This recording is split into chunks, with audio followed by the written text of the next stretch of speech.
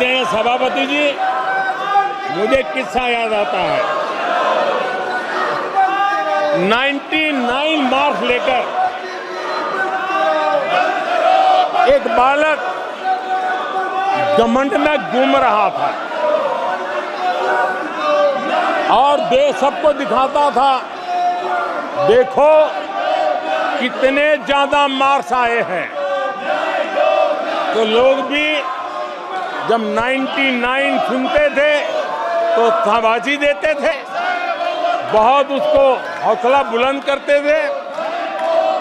तो फिर उनके टीचर आए कि भैया किस बात की मिठाई बांट रहे हो, ये 100 में से 99 नहीं लाया, ये तो 543 में से लाया है।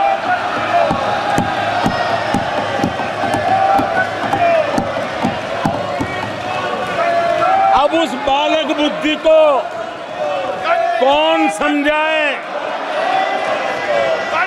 कि तुमने फेल होने का वर्ल्ड रिकॉर्ड बना दिया है।